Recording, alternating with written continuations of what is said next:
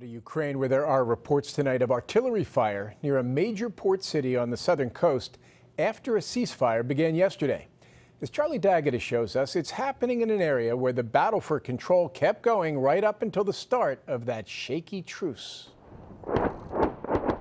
Just moments before the ceasefire took hold, pro-Russian separatists and Ukrainian government forces faced off with a barrage of fire near the city of Mariupol.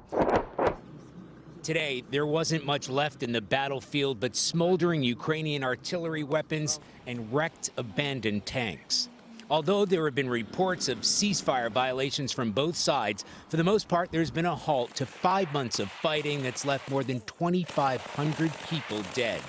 In announcing the ceasefire yesterday, Ukrainian President Petro Poroshenko said the truce was struck after a personal conversation with Vladimir Putin. The fact that this ceasefire should last long is now our common responsibility.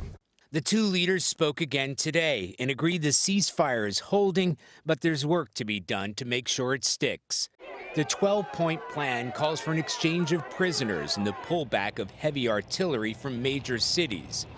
But eastern Ukraine remains deeply divided, in parts under control of Ukrainian forces, in other areas surrounded by pro-Russian separatists. One rebel fighter who identified himself as Oleg said his men vowed to continue to fight for independence.